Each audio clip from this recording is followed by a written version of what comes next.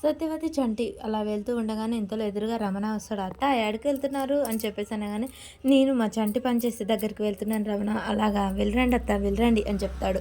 ఇక కేశవ ఇంటికి వచ్చి, "ఇంటికి తాళం వేసిందేంటి? ఎక్కడికి వెళ్లారు?" అని చెప్పేసి ఆలోచిస్తుండగానే, "బాబు ఆగు వీళ్ళు ఎక్కడికి వెళ్లారు?" అని చెప్పగానే, "ఓహో! వాళ్ళా ఇప్పుడే చంటి పనిచేసే వాళ్ళ ఇంటికి వెళ్తున్నామని చెప్పారు. ఇప్పుడే వెళ్ళిపోతున్నారు" అనగానే, "ఆహా! అలాగా బాబు నీకో విషయం అడుగుతా చెప్తావా? చెప్పండి. ఇక్కడ మంత్రసాని అని ఒక ఆమె పనిచేసే ఉండేది.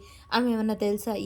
ఈ కాలంలో మంత్రసాన ఎక్కడుంది? ఫోటో చూస్తే గుర్తుపడతావు చూడు బాబు" అంటూ ఉండగానే, "అయ్యో! ఫోటో తేలేదుగా మర్చిపోయాను. సరేనండి నేనొస్తాను" అని వెళ్ళిపోతాడు. ఎలాగో ఇంత దూరం వచ్చా కదా చుట్టుపట్టు వెతికి వెళ్తాను అని చెప్తూ ఉండగానే, ఈలోపే చుట్టుపట్టు ఊర్లలో కూడా వెతికేసి వెళ్ళిపోతా. ఎలాగో ఇంత దూరం వచ్చాను కదా అని చెప్పేసి కేశవ్ అయితే అనుకుంటూ ఉంటాడు. వేరే ఊరికి వెళ్ళిపోతాడు. ఇక సింధూర చంటి గురించి ఆలోచిస్తూ ఉంటుంది.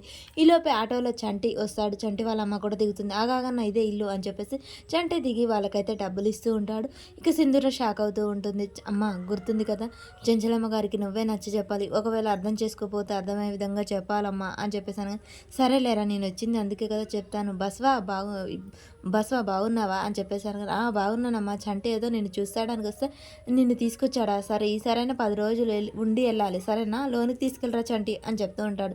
సింధూర చూసి ఇక కంగారు పడుతూ కిందికైతే వస్తూ ఉంటుంది. ఇక ఇద్దరు అలా ఒకరినొకరు చూసుకుంటూ ఉంటారు. చంటి వాళ్ళ అమ్మని తీసుకొచ్చాడంటే నా విషయం చెప్పే తీసుకొచ్చాడనమాట అని చెప్పేసి సింధూర అనుకుంటూ ఉంటుంది. చంటి, "అమ్మాయి గారు మా అమ్మని తీసుకొచ్చాను" అని చెప్తూ ఉంటాడు.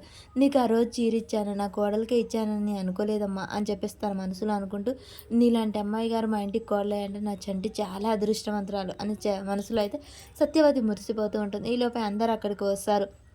"ఏంట్రా చంటి ఏకంగా మీ అమ్మని తీసుకొనొచ్చావు" అనగానే, "ఇదిగో మా అమ్మగారు వచ్చారండి." "మీ అమ్మగారు ఏమన్నా ఈ ఫస్ట్ టైమ్ వచ్చారా? ఇంతకుముందుకు పరిచయం చేశావు కదా!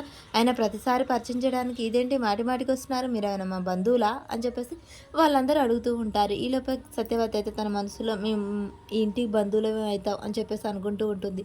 ఇక చాముండి రవిబాబు ఉండి, "మీ అమ్మని తీసుకొచ్చావంటే ఇంట్లో వంట మనిషిగానో పని మనిషిగానో సెట్ చేయించాలని నీ ప్లానే బాగుందిరా" అని చెప్పేసి అనగానే, "లేదండి లేదు. నేను అలా మా అమ్మని వంట మనిషిగా చేయడానికి తీసుకురాలేదు" అని చెప్తుండగానే సత్యవతి ఉండి, "లేదు బాబు నేను అమ్మగారితో మాట్లాడాలి. కొంచెం ముఖ్యమైన పనుంది. అందుకే ఇక్కడికొచ్చాను" అని చెప్పేసి సత్యవతి అయితే చెప్తూ ఉంటుంది. ఆ మాట వినగానే రేణుక వాళ్ళ ఆయన భవతి అందరూ షాక్ అయ్యి చూస్తూ ఉంటారు. మరి ఆ ముఖ్యమైన విషయం వీళ్ళతోనే చెప్తుందా? చెంచలమ్మతో చెప్తుందా? అసలు ఏం జరుగుతుంది?